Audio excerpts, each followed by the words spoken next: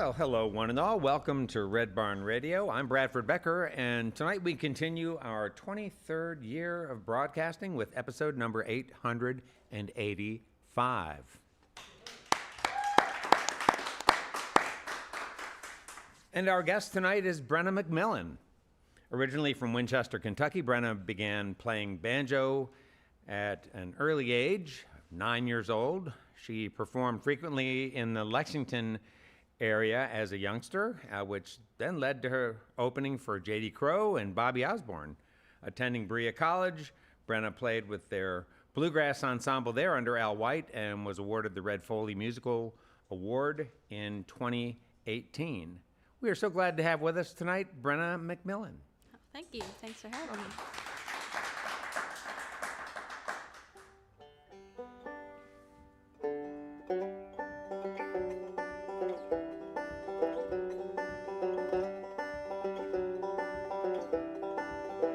This ain't the house that I grew up in, and I sit here with the blues. Feels strange and empty now, leaving with no memories to lose. No memories to lose. Sun settles in the distance, old places here have closed. New buildings all around them, distilleries and townhomes in rows. Townhomes in rows. I used to live here, but I don't anymore. A lot of things have changed from what they were before. Keep holding on to memories so dear, but I've moved far away, and you're not here.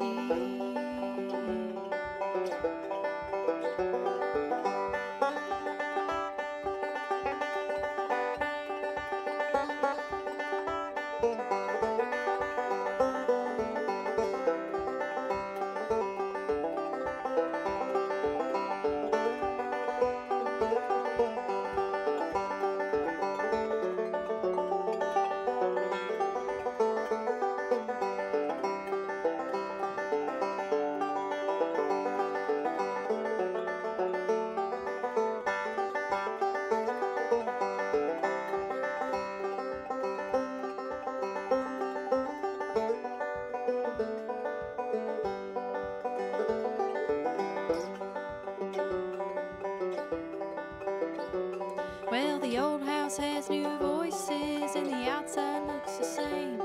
I wonder if they kept the old doorknobs, and I wish things wouldn't change. I wish they wouldn't change. I used to live here, but I don't anymore. A lot of things have changed from what they were before. Keep holding on to memories so dear, but I've moved far away, and you're not here.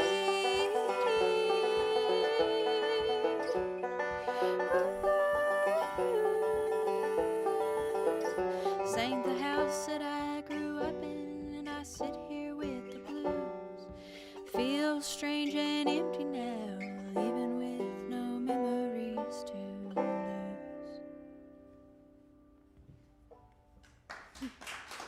Thank you.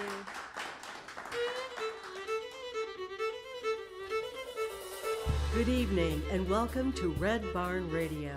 Wherever in the world you're listening, welcome to Roots Music Southern Style. Thanks to WEKU, Red Barn Radio's official radio partner, NPR for Central and Eastern Kentucky. Listen online at weku.org. Red Barn Radio is supported by Visit Lex, Lexington, Kentucky's Convention and Visitors Bureau. More information on what Lexington has to offer is at visitlex.com. LexArts, Lexington, Kentucky's premier cultural development, advocacy, and fundraising organization, working for the development of a strong and vibrant arts community as a means of enhancing the quality of life in Central Kentucky. Follow Red Barn Radio on Twitter and like us on Facebook. Here's the host of Red Barn Radio to tell us more about tonight's performers.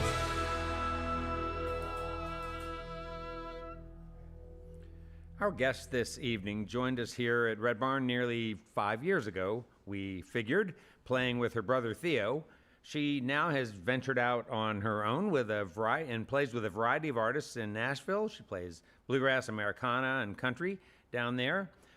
We think you're going to really enjoy this. Are you ready for some more good music? Well then, let's welcome back Brenna MacMillan. I grew up Kentucky born, Texan mom, dad from the north. From the upstairs window I'd look outside, watch fireflies in the middle of the night. Up on the hill with the old cow bones, train nearby, let a whistle moan. I'd hum to myself and talk to God, jump back in the bed afraid of the dark.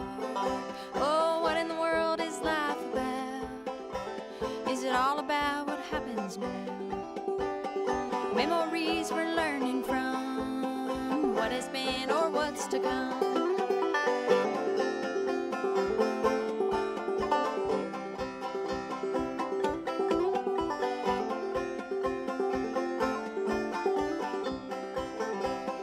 Played till nightfall in the backyard, wait outside when times are hard. We'd fight with each other and fight with God, strengthen all the numbers we got. We kept on looking at the fireflies, we ate hot peppers with bowls of rice. We played old songs and I learned to dance, rhythm gave us a second chance. Oh, what in the world is life about? Is it all about what happens now? Memories we're learning from, what has been or what's to come.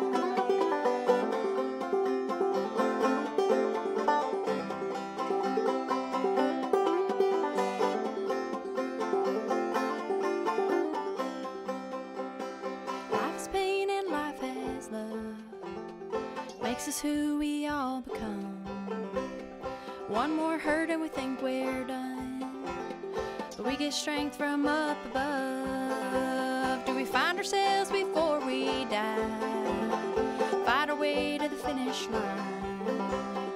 Maybe there's not more to prove than finding love in the whole pursuit. Oh, what in the world is life about? Is it all about what happens now? Memories we're learning from, what has been or what's to come.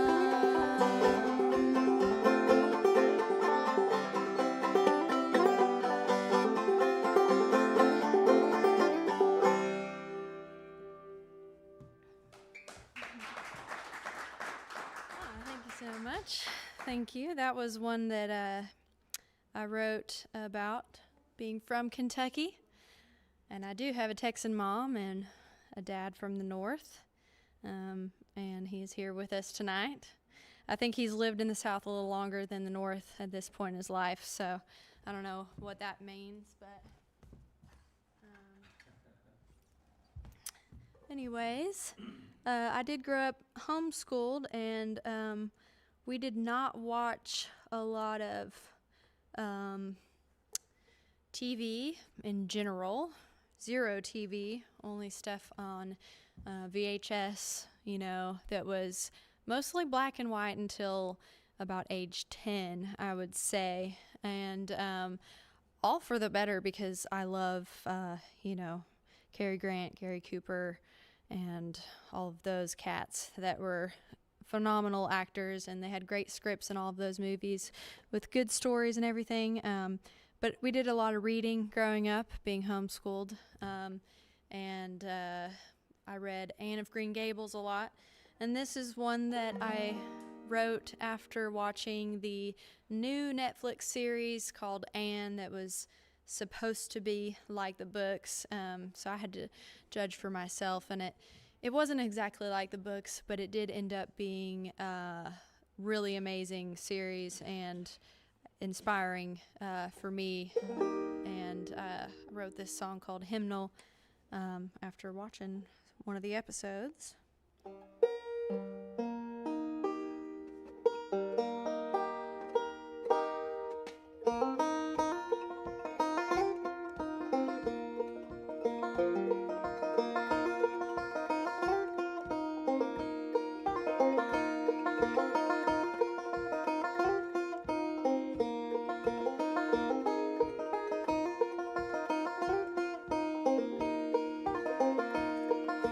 Grief is the price that you must pay for love. There isn't much to feel outside its reach, to live a life in which there's no regret. You grieve and love until the time of death.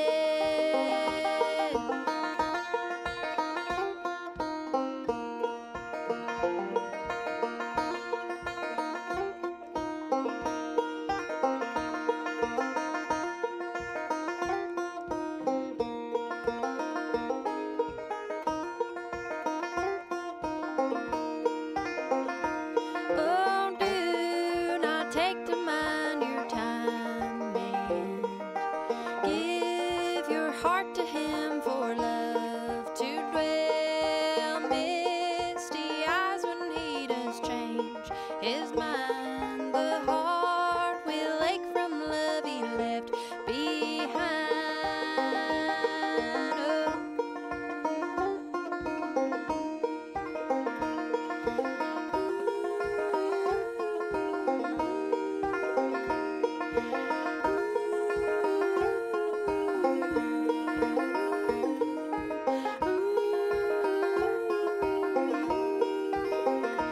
Well, love will bloom again when time is past. One that is much stronger than the last. Well, this feeling be the one to keep. Nevermore a broken heart to weep.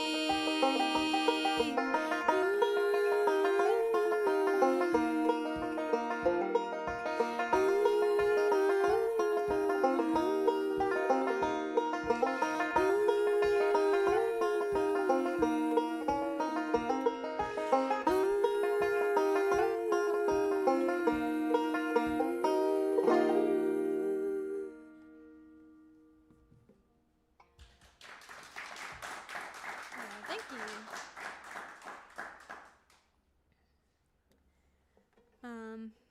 Well, I have really enjoyed living down there in Nashville, and I had the pleasure to live right around the corner from John Hartford's old house in Madison, Tennessee for a while, and that's, if you don't know who that is, he wrote Gentle on My Mind, and that's probably his most well-known song, I would say. But I like this kind of obscure number. It's not obscure to other musicians, I'm sure, but it might be less known amongst the, folks out in the world. And he would write about a lot of things and make them so incredible. It was just, he's been a really inspiring banjo player, singer, and songwriter to me. And he wrote this one just about airplanes, but the steam-powered kind. We all know about those.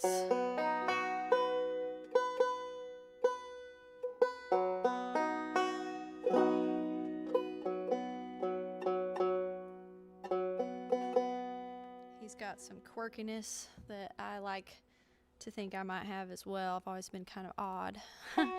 So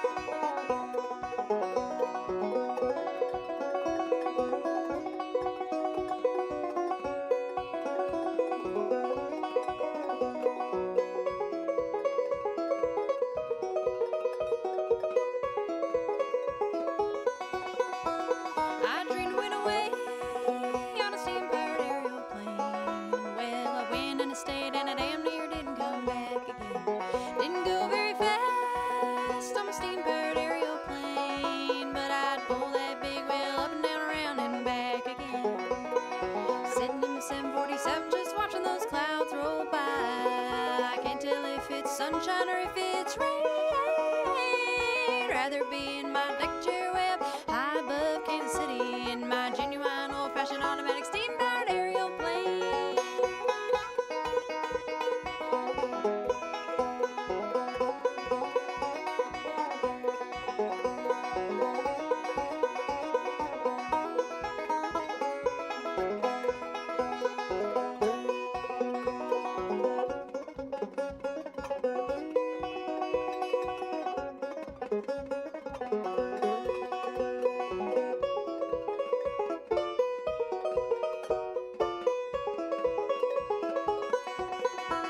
I'd like to be a pilot of a steam-powered aerial plane. Well, I'd pull that big wheel up around and back again, and I'd wear a blue hat, yes, a steam-powered aerial plane with letters all up around the brim and back again. Sitting in the 747, just watching those clouds roll by. I can't tell if it's sunshine or if it's rain. Oh, I'd rather be in my deck chair web high above Kansas City in my genuine old-fashioned automatic steam-powered aerial plane.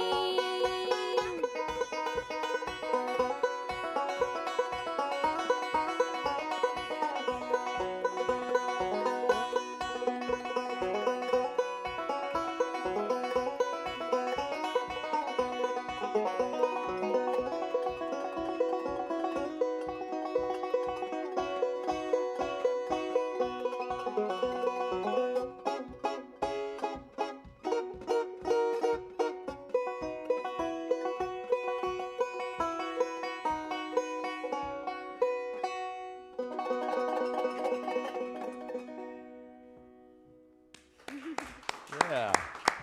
Thank you. Well, that's such a silly song. I know. I love that.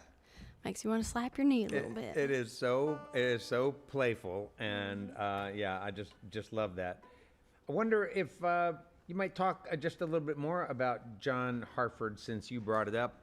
Yeah, are you're a big fan, and like to the point where you can say, okay, if you want to get into John Hartford, here's the way yeah. you should go. Like talk us through like his albums a little bit. Well, I'm not the one to ask about album titles and things such like that, but I would say that he's got a few songs that you should definitely listen to if you haven't heard them before. There's The Girl I Left Behind Me, incredible song. And then there's, I think it's called If I Had Not Been There, and it's kind of like an entire day of like, well, if I hadn't put this sock on, then then that drawer wouldn't have fell open, and then this wouldn't have happened, and then that wouldn't have happened, and then the mailman wouldn't have stubbed his toe on the rock that I left there, and it just keeps going. His imagination was wild and creative, and I love that. like it's, I think, one of the best written songs of all time. And I mean, Tear Down the Grand Ole Opry, it's a great song. I think that pretty much any album that you get into, you're going to find some gems. And then, Jamie Hartford, his brother, had a bunch of really good, like, rock songs, too. So there's plenty of discovery there for anybody interested in the Hartfords. So did the two of them do some playing together? Yes. There are some albums of them together, and I don't know what those are called, but you can just Google it. Yeah, it'll sure. be fine. Well, do you also you model your playing after his, or we just consider him one of your banjo influences? I think he's a banjo influence. I would like to think that I do have some of his. He kind of had like a loose sounding, like some people might say sloppy, but it's really just a unique way to support yourself while singing. Having a lot going on in the backup. And he did a lot of like flat footing and stuff while he was performing. He was just really good at filling up the space as a solo performer, and I think that's something that he had that was really special. But yeah, I would like to think that I play the banjo anything like him, but Did he also vacillate sort of between clawhammer and Scruggs style the way that you do? I think so. I think so. I would have to like go listen close, but yeah, it would make sense because he did a lot of like really old-timey sounding stuff as well. So, but his style was kind of like unique to itself in a way. Yeah, too. nice. But When you were a little kid, did you right away when you started playing banjo, were you learning to sing while you played, or was that a skill that you developed That as was- a young adult? much later, yeah, I think it was while I was in the college band because I still would cut out playing banjo when I leaned in to sing harmony on choruses and stuff. And then I think maybe Al or someone in the band was like, you've got to keep playing so that we don't lose like the support that the banjo is giving, to the whole sound of the band. So it took me a while, but I started slowly like, okay, I'll just keep rolling while I'm singing or something, It was definitely later. Were you a singer before you were a banjo player? Yes. Yeah, yes. talk about that a little bit. Well, I think probably my first songs and things were when I was like 3 or 4. My mom taught us how to sing harmonies when we were really little. And so my brother Theo and I would sing a lot of songs with switching parts, and then with our mom too, especially because our vocals were all in a similar tone, of course, because of our genes, but like also in a same like timbre and like I guess octave, because we were little kids and she's like an ultra soprano, and so we would just like all switch out parts and everything and do a lot of like hymn singing, and everybody on my mom's side of the family did a lot of like classical opera singing. So Like as in they went through training for that or went to school for that? yes, yeah, my mom was definitely in training for opera, and then my great aunt was an opera singer.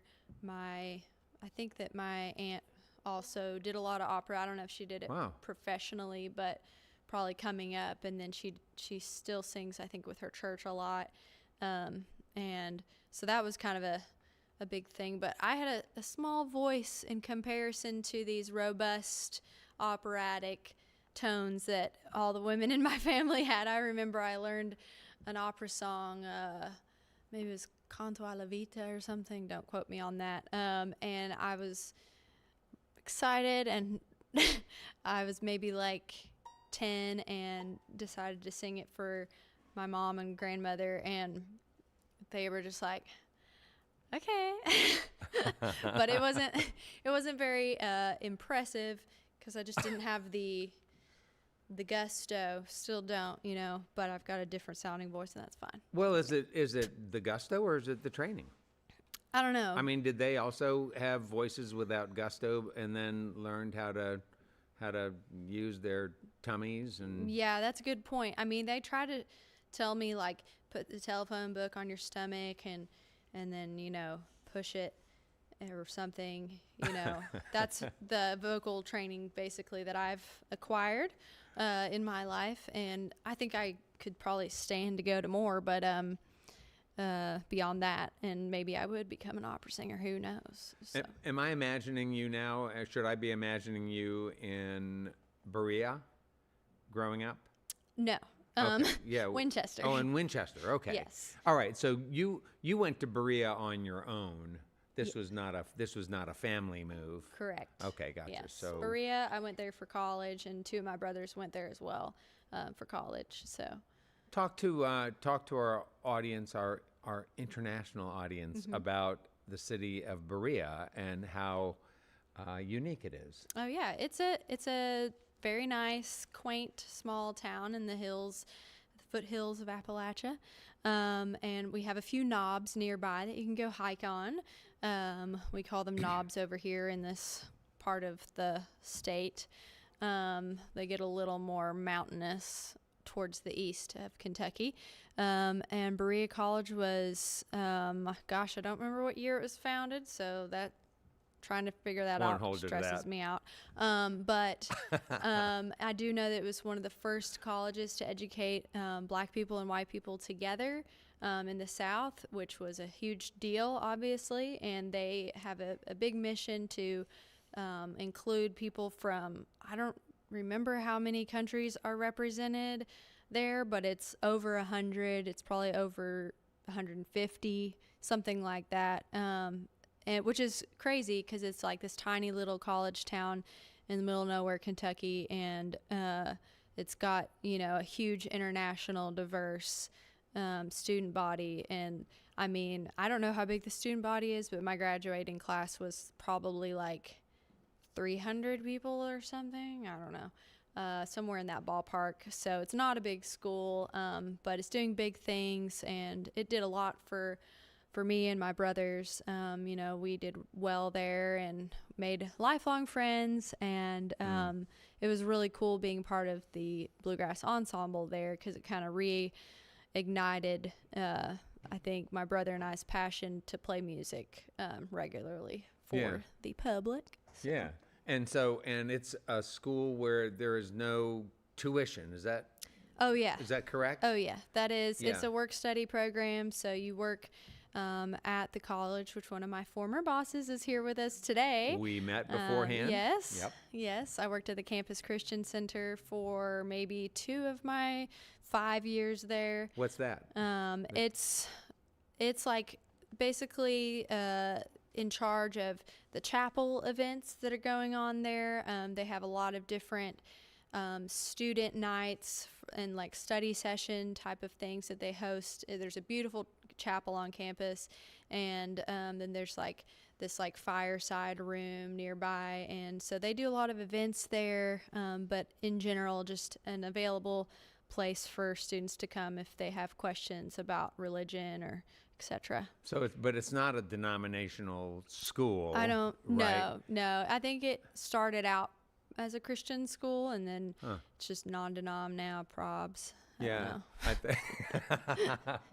like that. So so it sort of strikes me, as I talk with others about Berea, it sort of feels Quakerish somehow. Oh, I don't know. I don't know about that, has that, but I mean, it definitely wasn't like, because I grew up homeschooled, and I think Quaker is a lot more of a rigid environment, I think, than what Berea is. It's a liberal arts school now, so I think it's kind of, Quaker schools are Quaker independent Quaker schools, at least at the level that I teach at K-12, tend to be sort of more on the liberal, more on the liberal side, and sort of. I imagine Quaker. I imagine like men sitting on one side, women sitting on another in a small chapel in the woods. No, I'm not thinking that so brand of Quaker. That's why I was like, I don't know about that. So do are a lot of kids who go through homeschooling, do they end up weird like you, or is this just, or is your whole family just weird? Oh, our whole family is definitely different than any other family. How so? Geez, where do you even start? I have 7 brothers and 4 sisters. Oh, come on. I didn't know the family was that large. Yes, and we grew up in a Brady Bunch style home with a lot of bunk beds, and we did have the neighborhood pool in the backyard, so everybody came and hung out with us. Did you all use the same bathroom, and did it not have a toilet in it? We did have a toilet, Like but we only had one one. for so long that was for all of us kids, and then we added a half bath, and that really helped things, especially Sunday mornings, because we were always late to church as it was. But we had a stairwell right outside the bathroom, and you would get up at 6 or 6:30, put your towel on a step to claim your place in line. And sometimes people would move other people's towels, which was really insensitive for those who got up so early to claim their spot. Absolutely. But also, like, you know, girls like to go to the restroom together. That's just a known fact. And so if one girl made it into the bathroom, then all of us other girls would file on through and the boys would still be waiting. But basically all of us would be able to get ready before a single boy had showered. So what was the gender breakdown again in the family? Seven and four? boys. 7 boys. 5 girls, including me. Yes. And age range? Age range was pretty tight. We had basically like from 8 to 18. Okay. And I say those ages because that's like when I was 11, our family adopted. So 9 of my siblings are adopted. So at the time of the adoptions, then all of a sudden there was 8 to 18, bing, bang, boom in the house. So there's a lot going on. This is all ringing a bell from the last time we talked about all your coming back family. now. Yeah, Yes. no, I didn't. No, now I'm remembering. Yeah, that a lot of your siblings are adopted. Mm-hmm. Unless anyone think that I was making fun of homes with only one bathroom, this was a Brady Bunch reference that I heard yeah. on an NPR show the other day. That the kids all shared one bathroom, but it didn't have a toilet. You know, again, I didn't watch enough TV to catch that reference, but I wish that I had because I would have gone along with it. But yeah, and I couldn't. So talk a little bit about in your mind sort of the value of growing up without mass media and growing up without all of that stuff, and now we're just feeling like we're living in a nightmare with our kids who are so sort of entangled in it. I think I got my first cell phone when I was 16 because that was when, you know, I started driving. So up to that point, I was pretty technology free. That might have been a little to my detriment now because I don't know how to do stuff sometimes if it comes to technology, maybe as much as other people my age that act like they've been doing this forever. But I don't care to be a little behind in technology. I feel like it was awesome that I played in the creek and knew how to like chase crawdads around and climb trees. And I read probably, I think I have counted this up before, like 5,000 books or something growing up. So I was kind of a nerd, and I did the summer reading programs, and I won all of the prizes that were available because I would just go in like every couple days and get like 12 books checked out. I would read them, bring them back, and I would get I got like an iPod Shuffle for free from the library. I got a DVD player for free. It was awesome. So, you know, you win some, you lose some. I think that it's great to like grow up without locked in because now you kind of have to be hip with technology. Basically, if we didn't have phones now, I probably wouldn't be here today because I would have forgotten that this was on my schedule. So like, you know, I guess without that constant thing that's like right at our fingertips telling us what we're supposed to be doing, you know, we might fall behind the ever fast pace of American society. But, you know, I think that I got to experience a lot of cool stuff. Like we did a lot of extracurricular things that other kids didn't get to do. Like what kind of things? Yeah. We'd go up to Mount Sterling and take care of these horses up there. And mine was called Sassy, and she was sassy. She'd puff her belly out when I was putting her saddle on, and then it would slip, you know, once I was on. And, you know, that was a cool thing. I felt like I owned that horse, and that was fun since I was a big-time horse girl being born in Lexington, you know. Yeah. And, you know, we did a different stuff like 4-H club, and I was able to do sports now, I will say. And this is a petition to the politics in Kentucky, is that we weren't able as homeschoolers to participate in like public school sports, which are a high competitive level. And so all of the like private club, homeschool or Catholic school type of sports I was able to do in high school were not necessarily like the best. That's not to say that those weren't good programs. I'm glad that they exist. But I think you don't have the same capability to go get a sports scholarship if you're homeschooled, you know, because it's just a different level and a different frequency also. You know, we'd have like a couple practices a week, whereas public school sports, it's like every night, you know.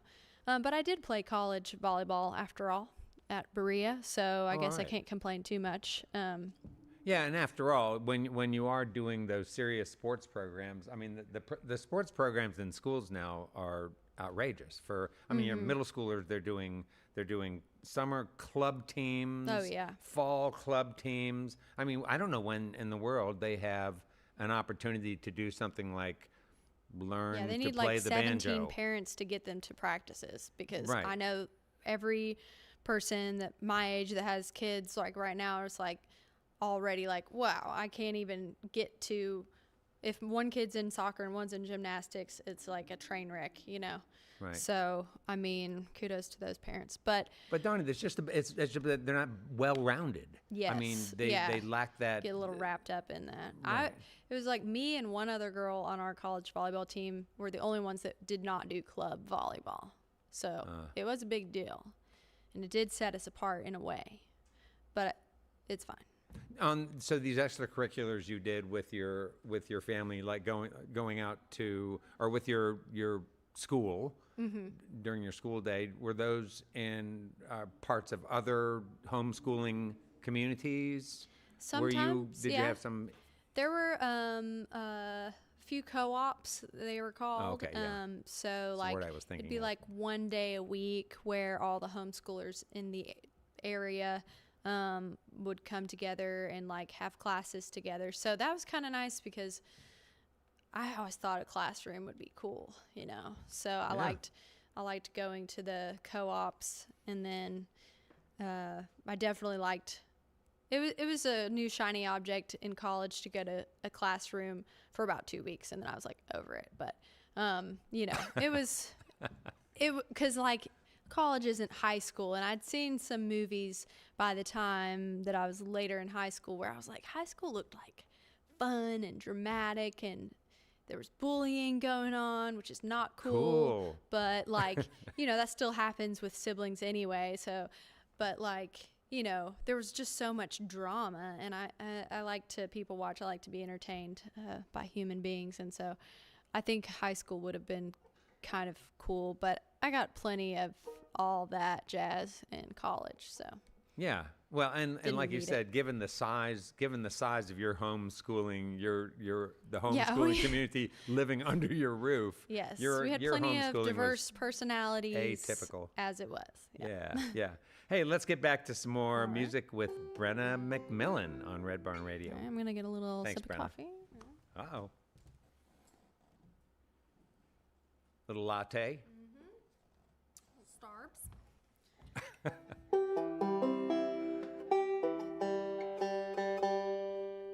Well, I just put out a record, and this one is one of the last tracks on it, and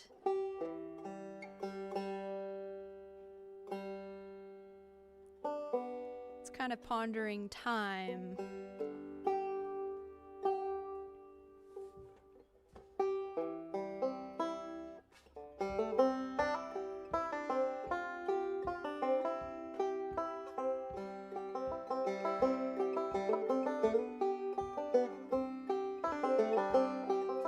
There's nothing we can do to stop from changing.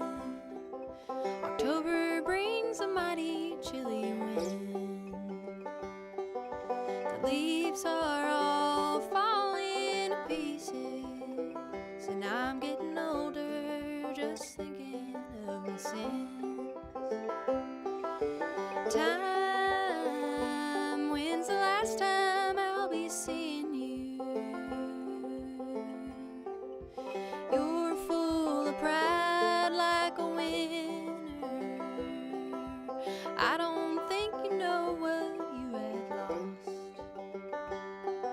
The weather, it's cold and I'm bitter. Time's been stolen and taken at a cost.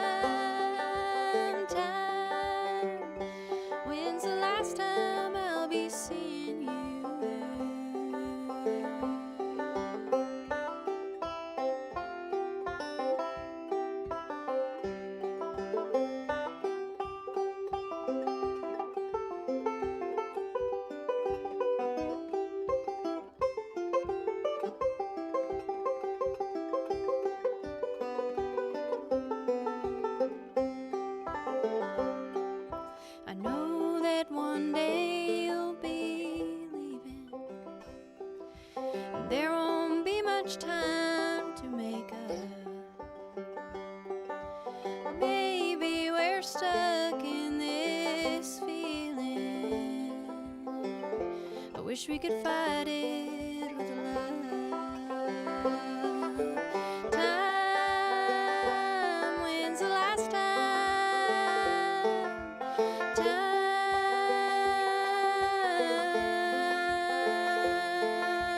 Time,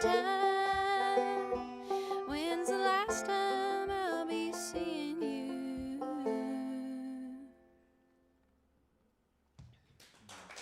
Thank you.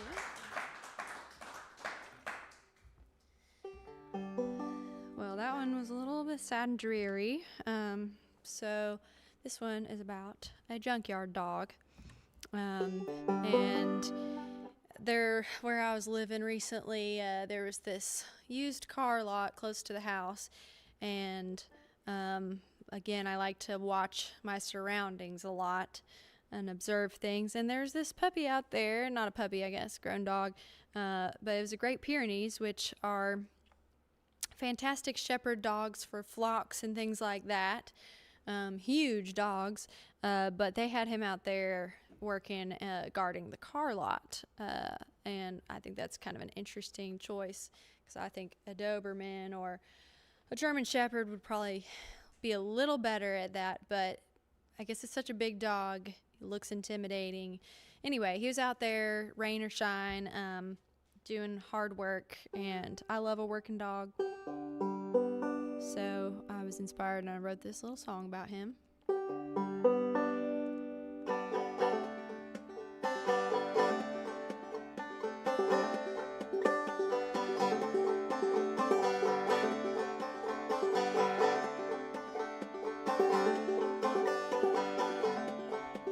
Junkyard dog, why do you stand in the sun?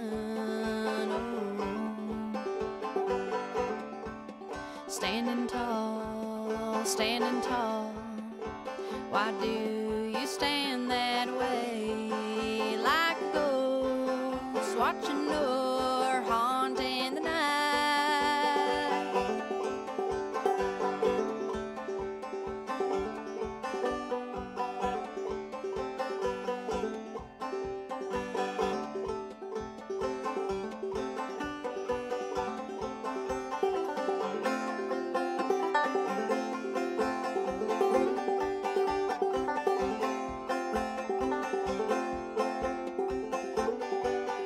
In the rain, pouring rain, why do you stand while we roam? Oh, wire fence, why do you stand by its side like a ghost watching or haunting the night?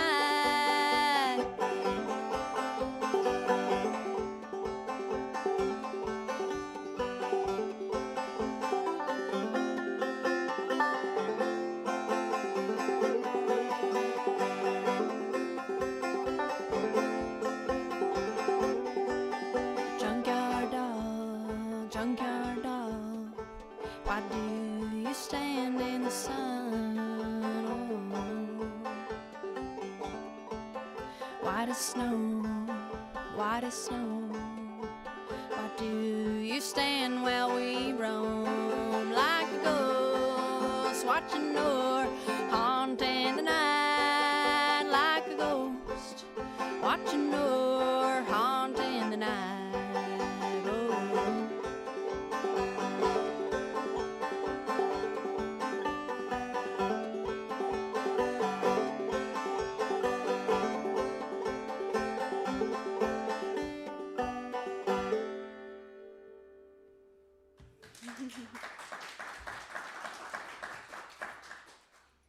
Thank you. I think he's still out there. That's a fun song. Yeah. Well, I like to do a little Loretta Lynn sometimes. Being a fellow Kentucky girl, I am the only Kentuckian in my family, so that's kind of fun and unique. And so digging into Kentucky things is kind of something besides Kentucky history when we were being homeschooled, it's something more novel to being an adult and kind of like looking back and trying to see what my roots are, just being born here when everyone in my family was born somewhere else. And Loretta Lynn is definitely one of the greatest icons of Kentucky and Kentucky music. This one's called Blue Kentucky Girl.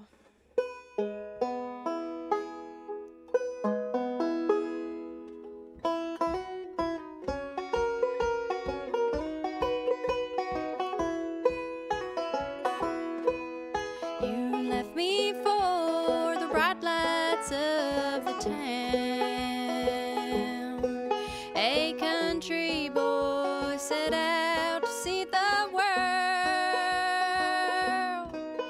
Remember when those city lights shine down? That big old moon shines on your Kentucky girl. I swear I love you by the moon above you. Oh, how bright is it shining in your world. Some morning when you wake up all alone, just come on home to your blue Kentucky girl.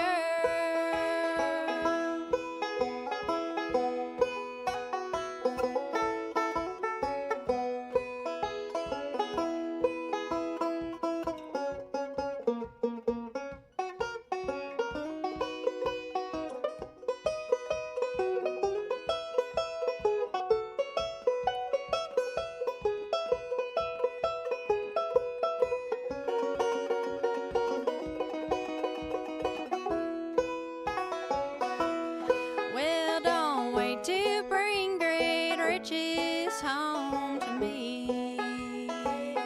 Oh, I don't need no diamond ring or fancy pearls. Just bring yourself, that's all I ever need. That's good enough for this blue Kentucky girl. I swear I love you by the stars above you. Oh, how bright are they shining in your world. Some morning when you wake up all alone, just come on home to your blue Kentucky girl. Just come on home to your blue Kentucky girl.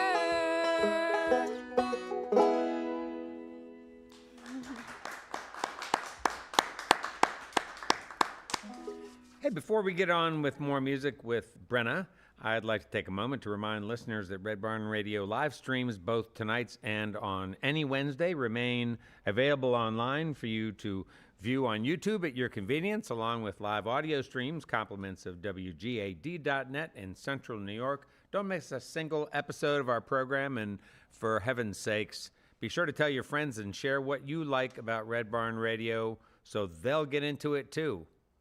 Our guest next week on Red Barn Radio is Hollerhead. Led by veteran axe slinger Jeremy Marshall, this band has a ton of energy, relentless passion, and a sound that never really gets stuck in a particular genre trap. Hollerhead was originally formed while Jeremy lived in Lexington, Kentucky in 2005. Jeremy's bands cut their teeth playing shows at legendary Lexington music clubs, and he is quick to say that this city's music scene kept him playing and growing as a musician. We're going to talk more about this and have a good old time together. That's next week with Hollerhead. Join us, won't you? In studio and on Red Barn Radio's live stream, 7 p.m. Eastern in North America. Let's get back now to more music with Brenna.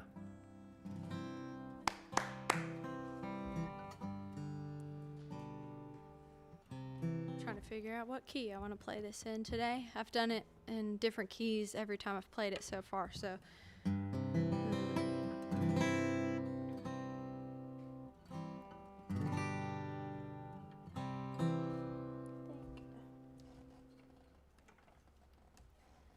sometimes it goes like that, where you just don't know what mood you're in, you know.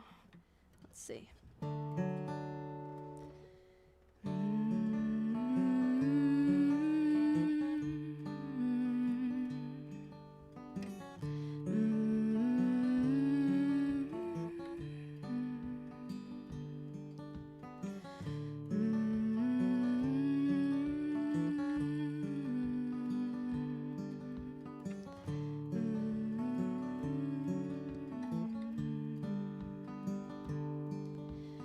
Believe you won't get better, believe that you can't try. Be the strong one in the words of the wise, full of consolation for every time you cry. Support every accolade when I know it's gonna die. Do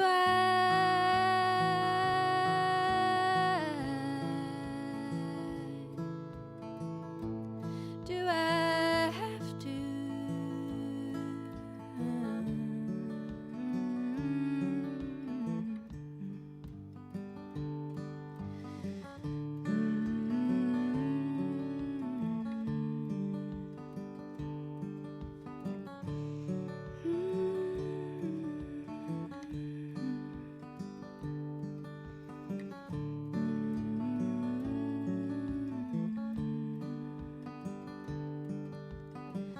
When you're done without love and without care, then all of a sudden they show up right there. What do you do with that kind of love, showing up on every corner when you've given up? Do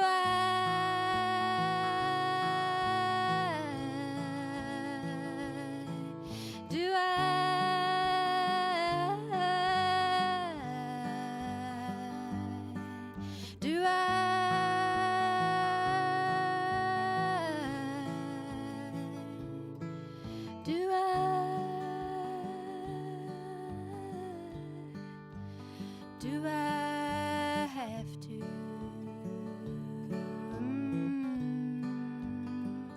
I think I do.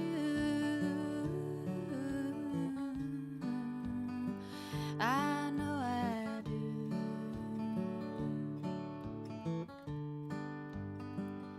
I know I do.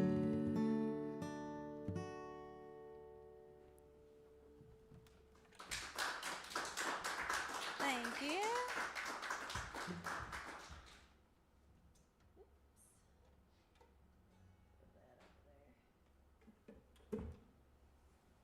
Oh, wants to be part of the program there.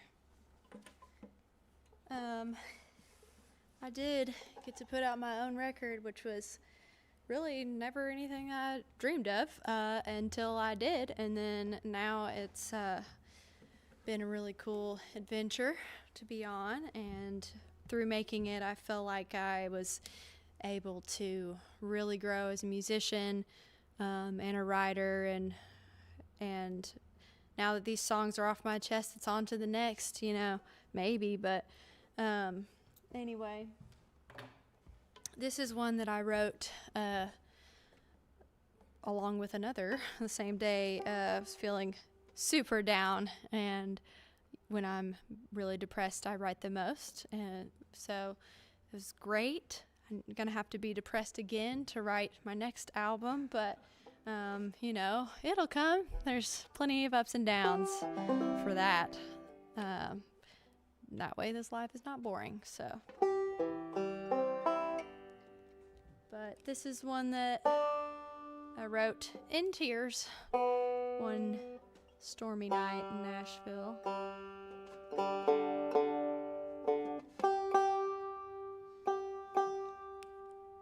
It can mean whatever it needs to.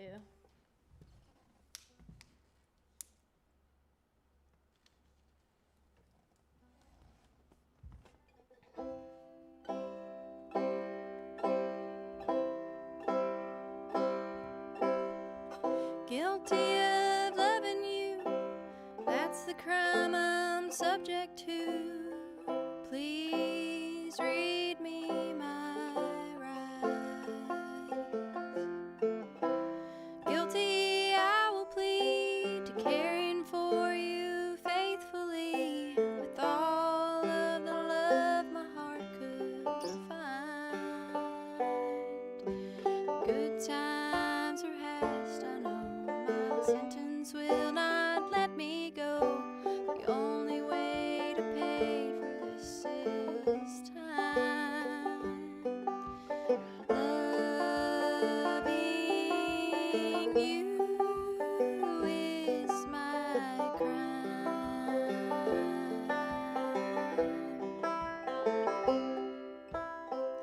Guilty of missing you the way it feels when best friends do. An emptiness inside that you might feel. Guilty of a sacred vow to love and cherish then and now, and try to forget and how to heal.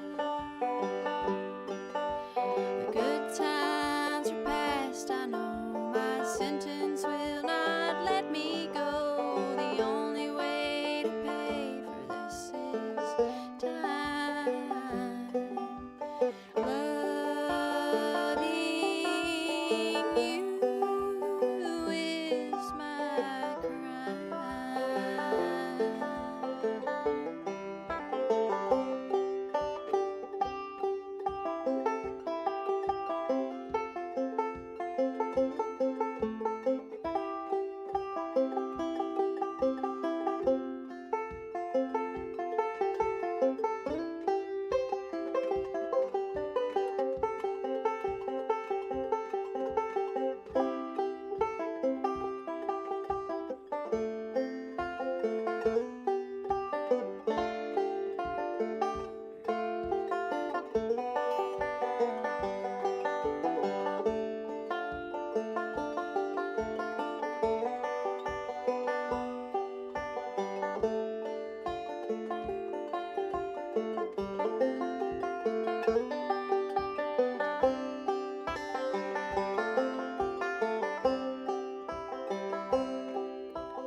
Guilty on all counts of hope that one day you would learn to hold one love for forever and it'd feel right.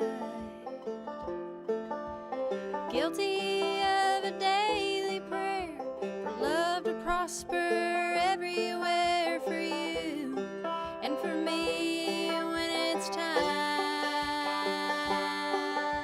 The good times are past, I know my sentence will not let me go. The only way to pay for this is time. Loving you is my crime.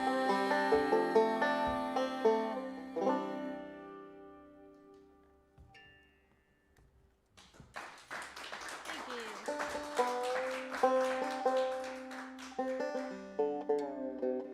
Well, to lift you right back up from the dumps, no breaks. This next one is one that I wrote with my friend Maddie Denton. I have very vivid dreams, and most of my songwriting comes out of dreams because I'm also a light sleeper. So if I'm having a pretty interesting dream, I'll wake myself up and do something about it.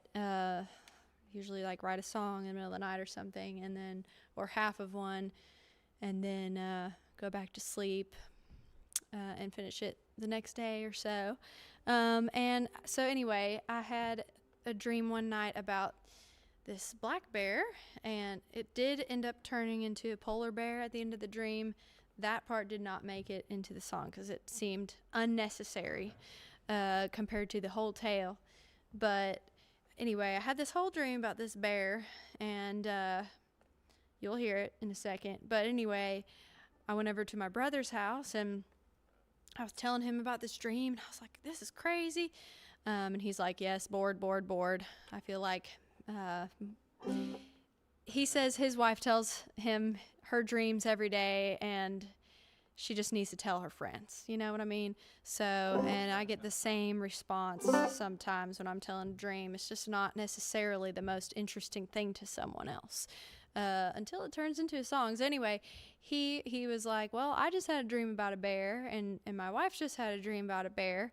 And so Maddie was like, well, maybe you should write a song about this. You know, it seems to be in there, you know, in the ammunition of the brain of everybody. So we went back, and one of my roommates' clawhammer banjos was left out in modal tuning, and so I just lazily picked it up and we used this one, so that's how it turned out.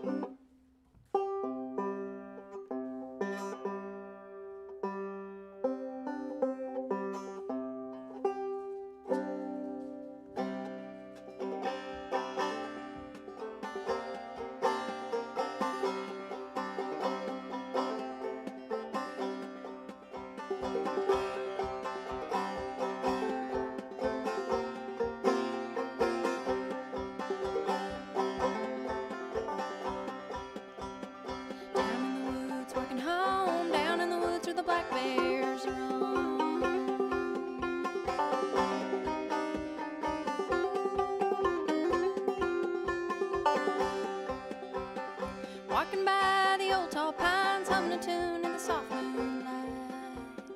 I looked up and I heard a sound. The horny night, the beast comes out.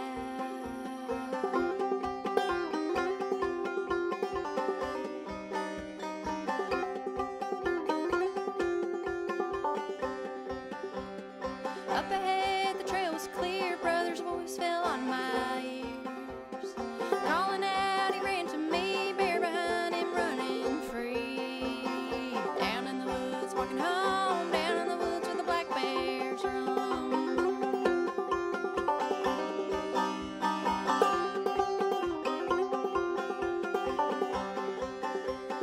Brother's face was pale as snow, eyes full of fear in the moonlight glow. Bear was closing in behind, both of us short on time. Down in the woods, walking home, down in the woods where the black bears roam.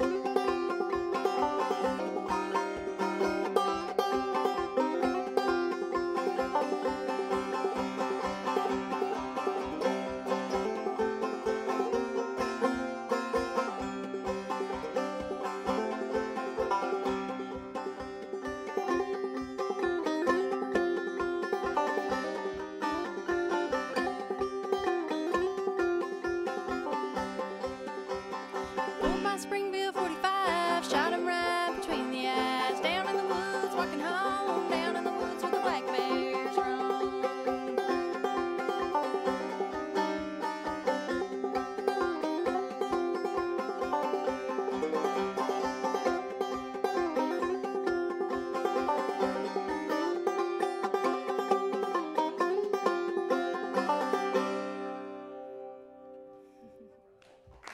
Thank you. Wow, I like that one a lot. Oh, thank you. Yeah, Thank you. and, you know, I've listened to quite a bit of banjo music, and when I really get into it, it's when I feel like I'm hearing that a guy on a kick drum and a snare Oh, yeah. playing along Oh, with yeah. it, and you had that going. It just it just sounded great. Well, thank you. Thank you. It was It's a neat sound. my clawhammer style is definitely not conventional, or like anybody else's. Well, that's a good thing. Oh, I guess so. But it's funny playing in Nashville with so many peers that are like incredible at clawhammer, Sure. and then just going up there and flomping the heck out of it. Just And way. they're sitting there going like, how does she do that? they're like, that's different. Nah, they're saying better things than that. Yeah, I admire your ability to play that loud instrument so gently. Oh, And yeah, when you're singing, that's got to take a lot of relaxation in your hand to do that. Well, I have known for a long time that I have a weak, small voice. So I know what to do. Yeah, well, some people with weak, small voices don't choose to play extra loud instruments. They go ukulele or Yeah. mandolin or something. And Yeah. I think it's neat that you made that choice. But you're playing also. You're playing a banjo with a big pan on the back of it. Oh, yeah. To make even Does more make a noise. difference. Yes, this is a resonator banjo, has a Yeah. little banjo education. And this one's Absolutely. actually, I play a Randy Wood style banjo. It's a featherlight model, and it does not have a tone ring.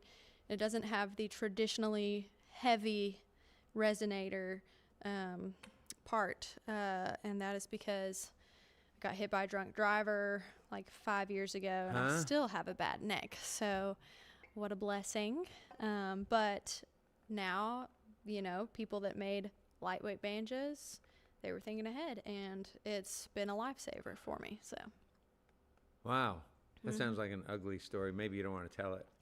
Maybe I don't know. I maybe- think it was kind of hilarious, but like, that's because I'm kind of a morbid-minded individual. But you have to laugh at bad things that happen in your life. Maybe not right when they happen, but Yeah. pretty soon after. Otherwise, you're just going to be down for like the rest of your life if it comes to mind, and that's no way to be. So we moved on pretty quickly. It was the drunk driver. He managed to hit my car, and then my brother, who was driving right behind me, because he hit me and I spun around in circles, got out of the way, and he hit my brother head on.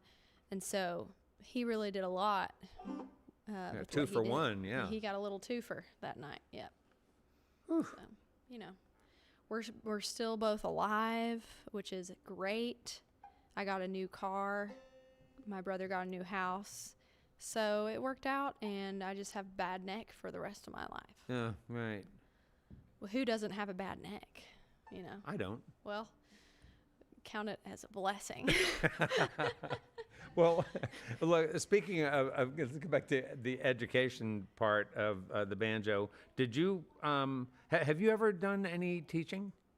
Yeah. And do you like to do banjo? that? Do you like to Yes. teach? Sort of. I would say I like. Sorry, that's a bad position to put you in. You could have students who are listening. Yeah, that's- Yeah, you Everyone, just say. if any of my students are listening, I enjoy teaching you guys. Yeah, that's right. I don't enjoy teaching everybody, but it is what it is. I started teaching this last year because I just put it off for a long time, and then I really actually do enjoy it. The faithful few students that like practice is better, and it's haunting me from childhood when I did not practice and showed up to a lesson. I get it why the instructor would be upset, because it's like, what am I supposed to do with you this week? Yeah, You right. didn't even practice. But I also don't really mind going back over something. If you need to go back over it again, let's do that. I'm still getting paid, So I suppose. it's your own fault at your pace you're going, Talk about the teacher that you had. Did you have a special teacher in your life? You probably had more than one. I did, yeah. So I started out with Floyd Faulkner over in Winchester. He's originally from Clay City, but he lived over in Winchester, and I don't really know how my mom found him, but chain smoker, made me really love the cigarette smell that's in the banjo cases most often everywhere. And so that was great. And then what was great? that he smoked cigarettes the whole time. Did he? He smoked while you guys were doing lesson? Oh, yeah. But I liked it because, like, I thought this smell is now associated with this person who I think is awesome, And so instead of going everywhere and smelling cigarette smoke and being like, ew, I'm like, oh, Yeah, smokers get a bad rap. yeah. Now, smoking out in the rain stinks, and that's not a pleasant smell. But if you smoke where it's dry and you don't get the rain and the smoke smell on you, you're cool with me. You know what I mean? His name was Floyd. Floyd Faulkner. And what did he teach you? What did he teach you aside from banjo that you carried with you after you were done with him? Well, I'm not sure. He didn't like anybody else, and No other students, you mean? yeah, I don't think he had any other students at that time, and he had a gruff personality, but he was nice to me, and I thought that was cool because I could tell that he didn't really like other people, and so I guess I was 9 at the time, and I was like, wow, well, it's nice that he's nice to me, and he really was, and I think it was kind of a special friendship that we had, and he did pass away when I was 15, and I'm really grateful that he really got me started on banjo, from teaching me what picks were, because I showed up to my first lesson without picks, because we didn't know what was going on, and he taught me from there up through, it was about a year and a half of lessons, I think, and he taught me a lot of songs. He would just play something and I'd play it back, and I think he taught me like simplicity, just being a chill, player, just play what you hear, and like, just do whatever you want to do as a musician, but try to do it within these confines that make sense, I guess, if that makes any sense at all. Did he? Yeah, it does. Did he turn you on to certain other banjo players and things like that? Or J.D. Crowe, I think he definitely talked about J.D. a whole lot, which makes sense, being in this area. Did he know him? I think so. I don't remember what their... It could have been the same generation. Yeah, Right. He definitely was a little younger than him, but I think he looked up to him a lot, and I think he helped us with some connections with a few other grassers in the area and stuff like that, but he mostly kept to himself. It was just kind of it was literally banjo lessons in a small cigarette smoke-filled work shed, and he was a luthier as well, which is just the fancy name for people who work on instruments, and so he would show me some of that stuff too, whatever he was working on, and he was a hoarder, which I thought was kind of cool because there's like a path to the bathroom in his house that you had to go. What did he collect? Precariously through. I don't know. It was just like Just boxes of stuff. just stuff. Yeah. But it was different, and I thought he was cool. Huh. So. So, thinking now about your decision to move to Nashville, that's where you are now. Mm-hmm. Okay, in Madisonville, Madison. or in Madison, Yeah. rather. And so it seems like artists at some point in time, most artists, musicians, reach this point in their lives where they feel like they need a change of venue in order to sort of gain some new perspective and to grow. When you went down to Nashville, it wasn't because you wanted to make records. It was, you went down there because you felt like you wanted to push yourself more. I or went to Nashville because it made sense. My brother Theo, that I've played a lot of music with, we were in the college band together, and we were like, okay, we should like keep playing music together at some level. So he graduated and he moved to Nashville, mostly because there's like a lot of job opportunity with his degree in computer science, and I knew that there would be a lot of jobs for my degree, which was chemistry as well. So I was like, all right, here's a great, huge, bustling town, has plenty of industrial work in it for both of our careers, and if we want to play some music, then that would be the place to be to find some gigs, So we kind of had like no plan, but about a week after I moved down, I graduated, and the next day I got my wisdom teeth out, and then and that was really funny because I moved down to Nashville like 7 days later, and my cheeks were still puffy, and we played our first gig. it was like a house concert, and I was like still enunciating stuff weird, you know, like Yeah, Theo and Santa. yeah, because I was like swollen, and so that was a great first debut in Yeah, Nashville. sure. Just kind of like ugly and sounding strange. But we were really blessed to get a gig opportunity at Station Inn about a month and a half after I moved there. That is pretty good. It was. And so JT took a liking to us. He was the owner at Station Inn at the time. And we put a full band together and played that gig. And then we were like, maybe we should keep playing full band gigs. And so then we made a record and started touring. So Huh? it's just how it went. And we were still doing our day jobs. He still is doing his. I am now a full-time musician. So, You are all right. Yes. And so you're not using your you've set aside your I've set aside my chemistry, brain your for no, that's not science. true. No, you just set aside science for your brain, maybe. Yeah. I would say that it was definitely not easy doing 6 years of a 9 to 5 and then gigging afterwards, almost every night, whether it was my gig or going to someone else's gig that was like a friend or something. You know, going out every night after working in the lab all day is sometimes I took a lot of power naps. Yeah. You know, but Yeah. now I can sleep in a little bit and then go do all the stuff I need to do.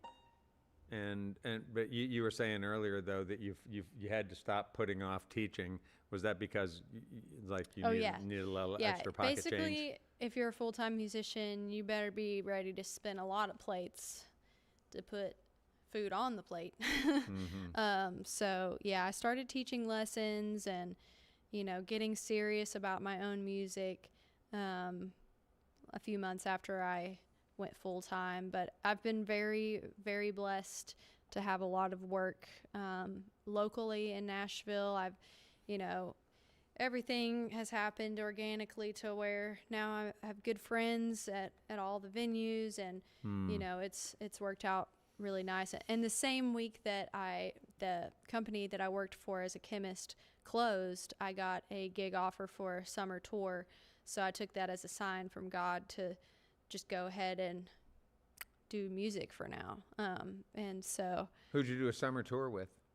Kimberly Perry from the band Perry. Oh. Yeah, she was doing a bunch of country stuff. That was a whole different experience for me, and I'm glad that I got that, you know. And under my how belt. long did you do that? We did, it was like from May to I did my last thing with her in September or so. Oh, that's a good stretch. Yep. And it was great. It taught me a lot about a lot. I mean, I'd never done a country music gig of that caliber before. I had never used in-ears besides a few church gigs before that. And, you know, I was a very green member. Big audiences. You know, and it was a touring gig on a bus, and that was my first time on a bus. That comes with a lot of things that you don't know. So, you know, it was a lot to learn, and I'm glad that I was able to do that, and it was a lot of fun. It was really cool singing with her because obviously around the time I started driving, If I Die Young was playing on the radio all the time. So, and I did sing that song with her live, and it was surreal, you know, to get to do that. I'm sure. Wow, that's great. Neat experience. Yes, very cool, very cool. I would like for you, before we get back to some music, I'd love to hear you talk just a little bit about this choice you made to make this record. It was a lot of fun, just the first 3 songs right off the bat, and then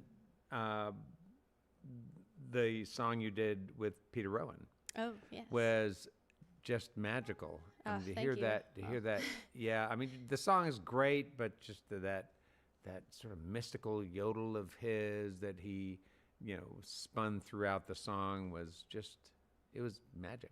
Yes, Peter Rowan is one of my favorite musicians, and I didn't necessarily discover him until college and after, but I immediately was drawn to his music because he specifically tries to, of course he was one of the Bluegrass Boys, but he, with Bill Monroe, but so very traditional, but then now he has started just to go discover cultural sounds and styles from others and bring them in with his music, which growing up with a bunch of siblings from Africa, it really hit home for me to hear a bluegrass musician playing stuff that had a bunch of Latin influence or Indian influence, you know, and so I was way into it. His song, Land of the Navajo, is literally one of my favorite songs of all time, and he has this yodeling section in it that is just, it like gets you to your, you know, the bottom of your toes, you know, it's great. And I think there's really something to that. So anyway, I wrote that song, If You Dare, with Corey Walker, and we wrote it about, you know, things you know and things you don't know, and things that can be this but can also be that at the same time. And that's kind of like where I've been in my life path of like figuring out, oh, you can be happy and sad at the same time. Things can be good and bad at the same time. You can be upset with someone and also love them at the same time. There's all kinds of things that can exist together. And you don't necessarily have to make sense of all that. It's just kind of good to acknowledge it. And so anyway, we were pondering about all that and wrote that song. And then after I recorded it, I was joking with my sound engineer, and I was like, you know, it would be awesome is if Peter Rowan yodeled on this track. Like, that would literally bring all the magic. And he was like, why don't you ask him? And I was like, well, I don't know. So I did, and he was gracious enough to be a part of it. And he... Did you do it long distance? Yeah, he did it long distance, and then we talked on the phone, and like he sent the first thing back, and he was like, was that all right? And I was like, it blew me away. It was amazing. So yeah, it was great to be able to do that. Well, thanks for telling us about that. That sounds like it's just a great experience, and the way you're approaching your life right now seems really healthy. Oh, thank you. And yeah. Lots of therapy. Yeah, well, good.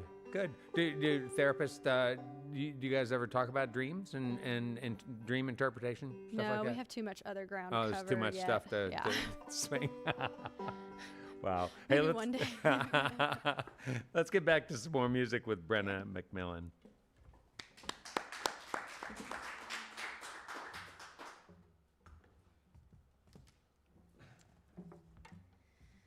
Speaking of therapy, this one is about mental health, and I kind of grew up thinking that it was fake. Bad mental health was fake, and that's okay. I had reasons I thought that, and you know, now I've been like on a path of discovery towards what it really must be like for some people that have things a little off kilter up there, that really affects how you think about everything. And you know, I've had a lot of different people in my life that I love that have had some pretty severe mental health instances and situations and life happenings from all of that. And so I wrote this one about supporting someone you love that might be struggling with their mental health, whether it's a short-term thing or forever.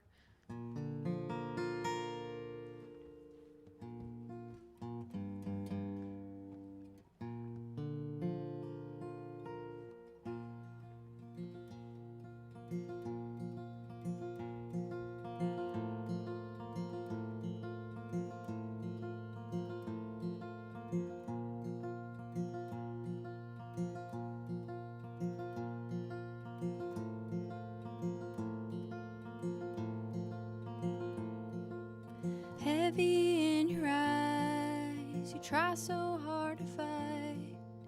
I know you well.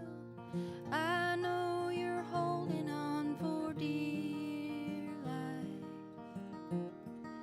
I keep hoping it'll be alright.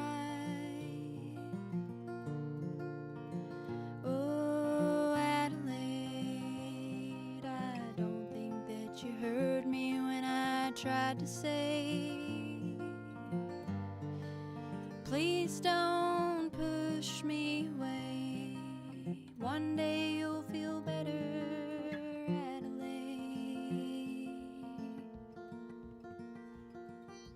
You may never know the way to let it go, to leave it all behind. I wish that I could send it down the line,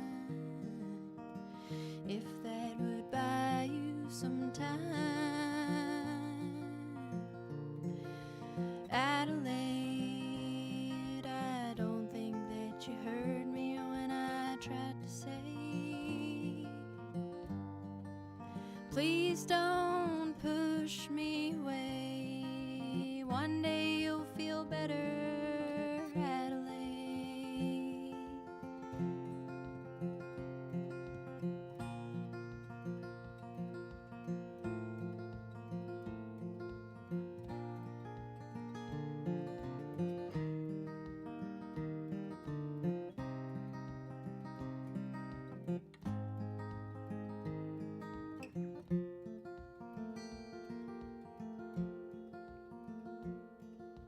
Standing with you here, good and bad is clear.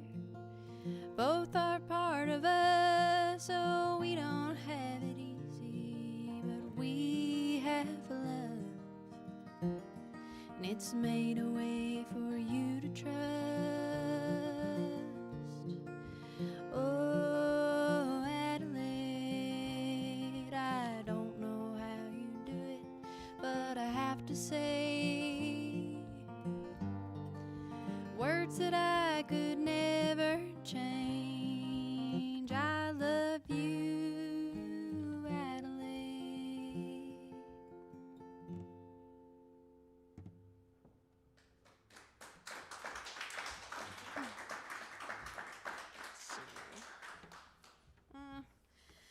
Can't decide if I want to play this next one on guitar or banjo. I guess banjo.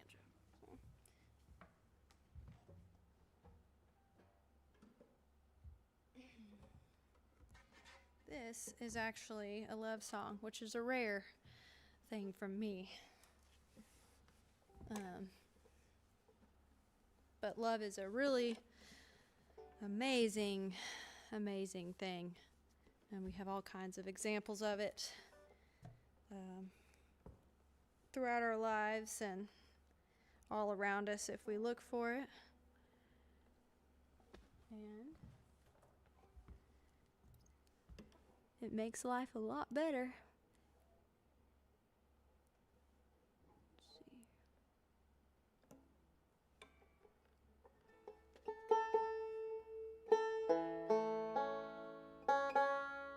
This is also one I dreamed the night before or something that I wrote it.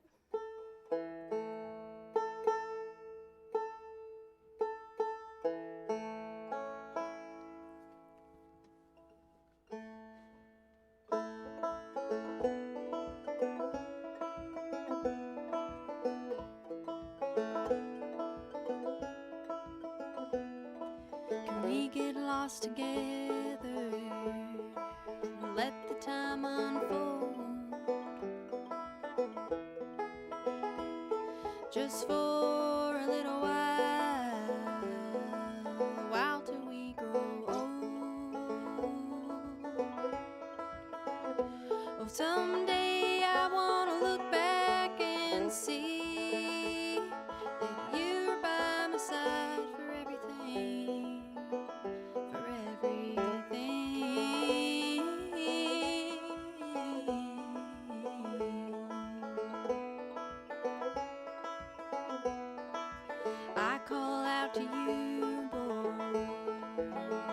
just pull me in. If we could stay like this, we'll make it through again. Oh, someday I wanna look back and see that you were by my side for everything, for everything.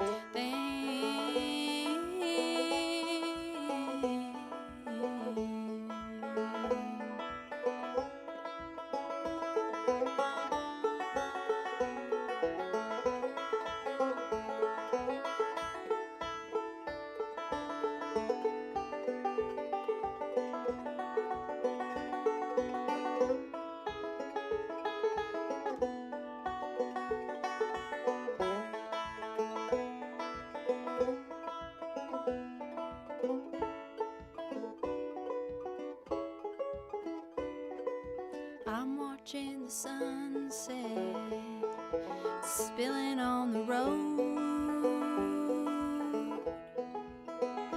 It's the last road off the highway. Can't wait to make it home. Oh, someday I wanna look back and see that you were by my side for everything. Oh, someday I wanna look back and see that you were by my side for everything, for everything, for everything, for everything.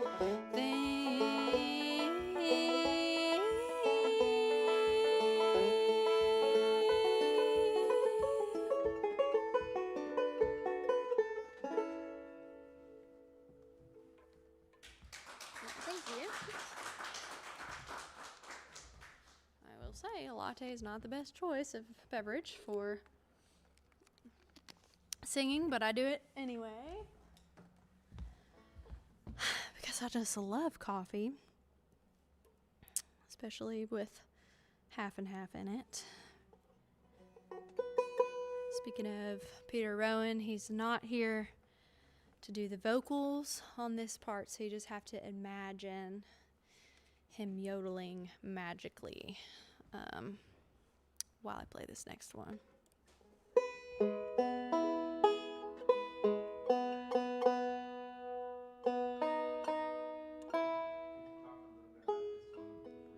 Oh yeah. Yeah, this song is based on the paranoia that you get. I've seen plenty of memes, like when you're at home by yourself and you hear something and there's like a llama peeking over a fence or something, because you're just like spooked all the time. You know, you're like, do the same sounds happen when I'm here with other people and I just don't hear them? Or what's the deal? Just kind of feeling uncertain about everything you're hearing and seeing and feeling. Because there's no one there to help you with all of it.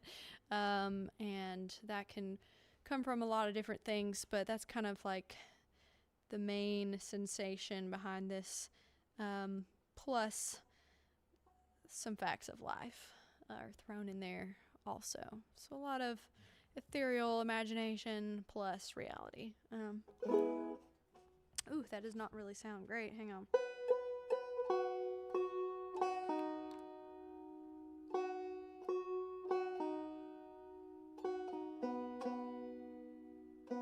And I do want to say that I'm not the first bluegrass musician to have a saxophone on the track. There's a song by Tony Rice called Hard Love. It's one of the most beautiful songs on the planet. It'll make you cry, and that's nice. Maybe it'll make you cry. And it has saxophone, and he's like the most bluegrass guy, you know, that there is. So, well, maybe not more than Bill Monroe, but he's pretty grassy. So if he can have a saxophone, I can have a saxophone. That's how I feel.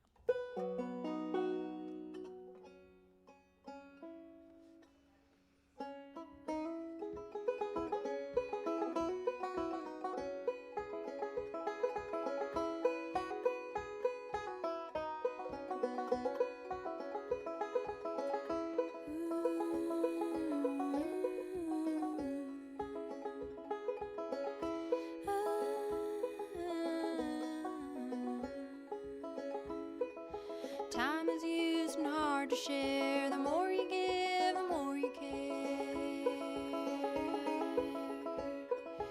Hearing things and nothing's there. Draw up the curtains if you dare.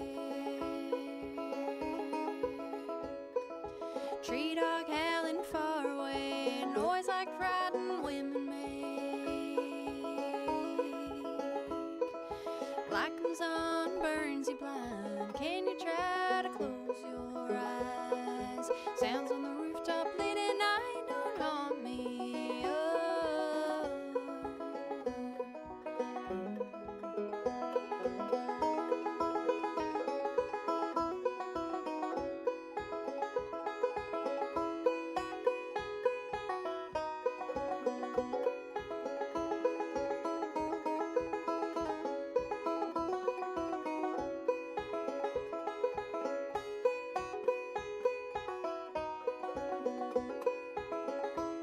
Well, once you're young, then you're old. Some have stories never told. Shadows dance and make a spell. If you fall, you'll go to hell. Mothers bow their heads and pray. Things we do they once forbade.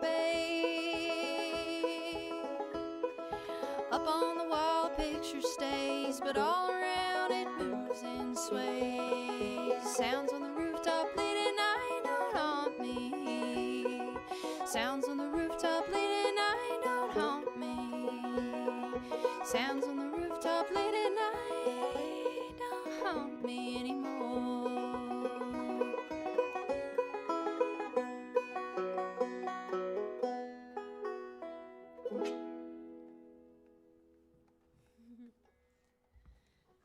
Thank you, thank you.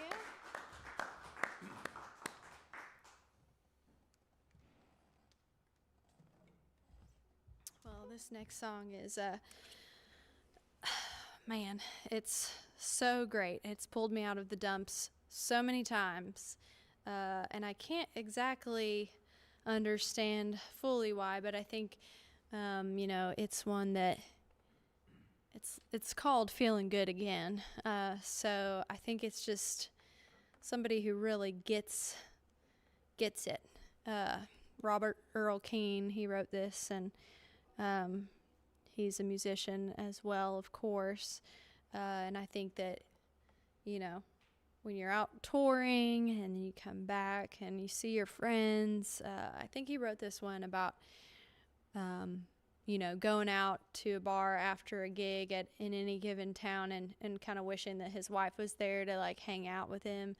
And I really understand that sentiment. It's, it can be lonesome out there sometimes, especially if you don't even drink. I don't even drink, so it's like if you go out after, it's like, all right, twiddle my thumbs.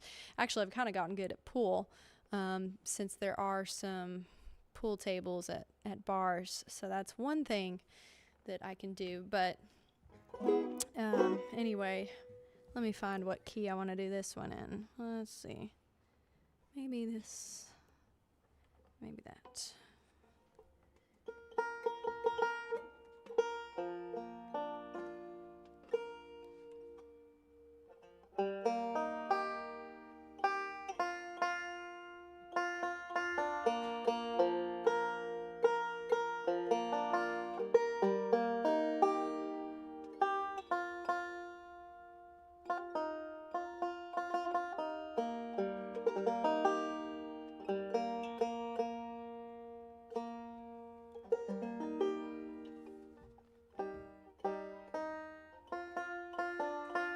Believe me, this is important to be in tune. Nobody wants to hear a banjo that's more out of tune than it will be when it's in tune.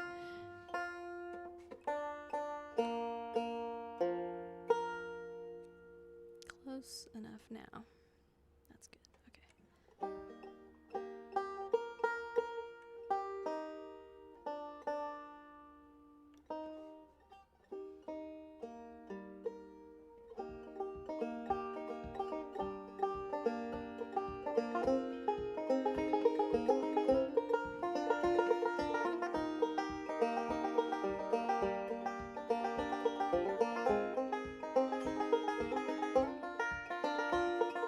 standing out on Main Street across from Mr. Blue's. Faded leather jacket and broken, worn-out shoes. Chill north wind was blowing and the leaves were moving on, and I wondered to myself just how long I had been gone. And I walked across old Main Street, walked down a flight of stairs, stepped into the hall and saw that all my friends were there. The neon sign was flashing, welcome, come on in, and it feels so good, feeling good again.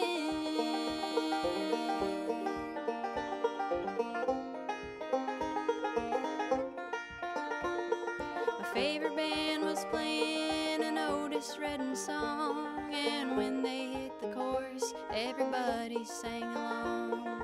Dan and Margarita, they were swaying side by side. I thought they were divorcing, but I guess they let it slide. And I wished I had some money with which to buy around. I wished I cashed my paycheck before I came to town. I reached into my pocket, found 320s and a 10, and it feels so good, feeling good again.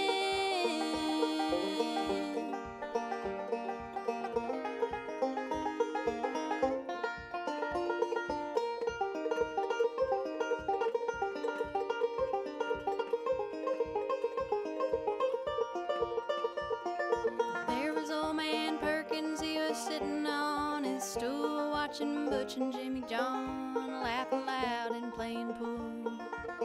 Boys from Silver City were standing by the fire. They were singing like they thought they were the Tabernacle Choir. And I wanted you to see them all, I wish that you were there.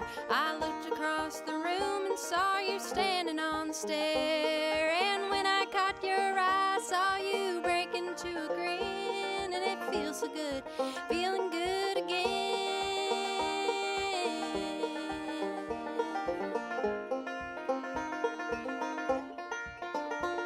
And I wanted you to see them all, I wish that you were there. I looked across the room and saw you standing on the stair. And when I caught your eye, saw you break into a grin. And it feels so good, feeling good again. Feeling good again. Feeling good again.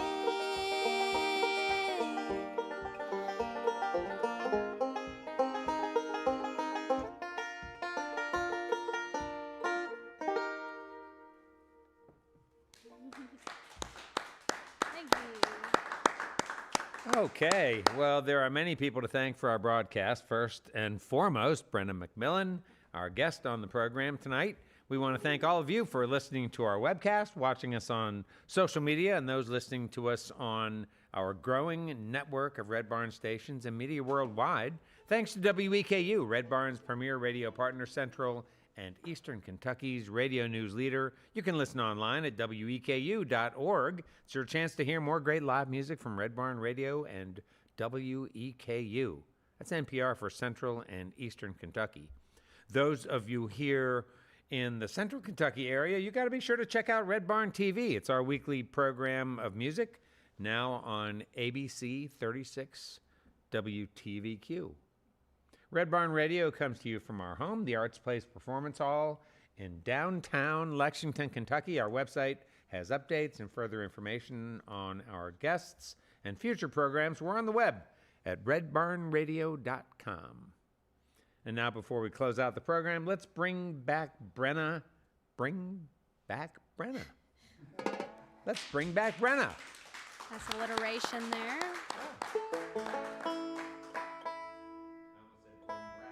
Bring back.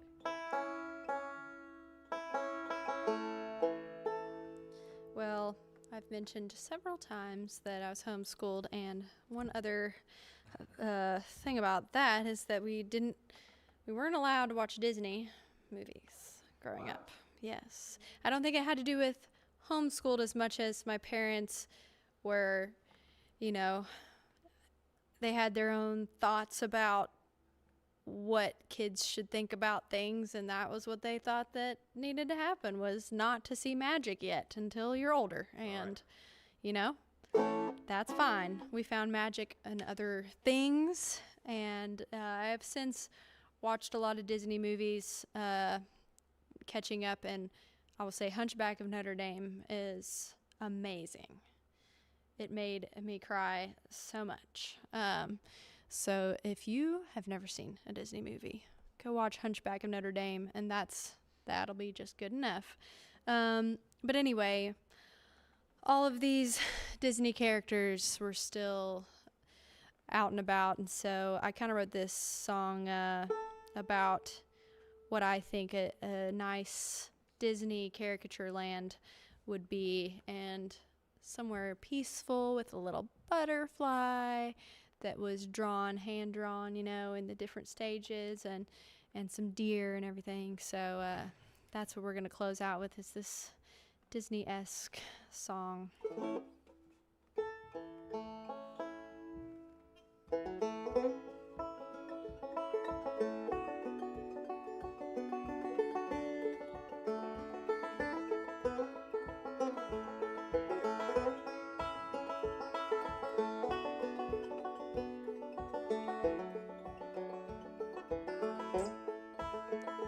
If I was from that small valley where deer come by the door in the light of early morning, I'd go back once more.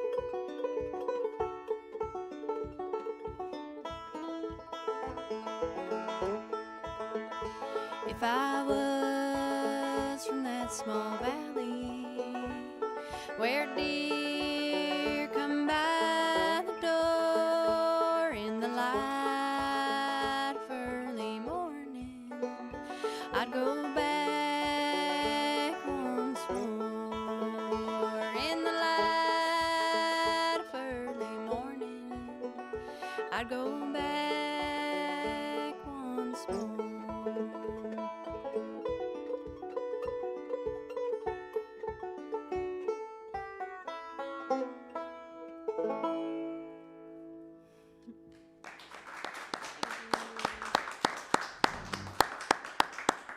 Well, that's all for our show for this week. You can see and hear Red Barn Radio worldwide as we stream live on the web on YouTube, Facebook, and Twitch Wednesdays, 7 p.m. Eastern in North America. And it's always great to hear from all of you who listen to Red Barn Radio's archived performances on your favorite streaming platforms.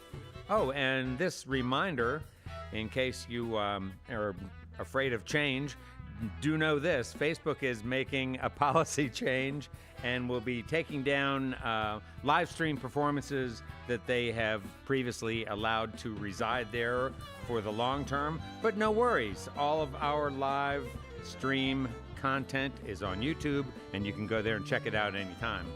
Folks, before, during, or after you enjoy Red Barn Radio, just take a moment to engage with us in one way or another. Your comments, your sharing, and certainly your choice to subscribe means so much to us, and it's going to keep us growing and keep roots music, Southern style, in your neck of the woods and beyond. And now we bid you good night. Let's stick together. Let's appreciate each other. And let's join up again for another great evening of music and conversation on Red Barn Radio. I'm Bradford Becker. See you next time.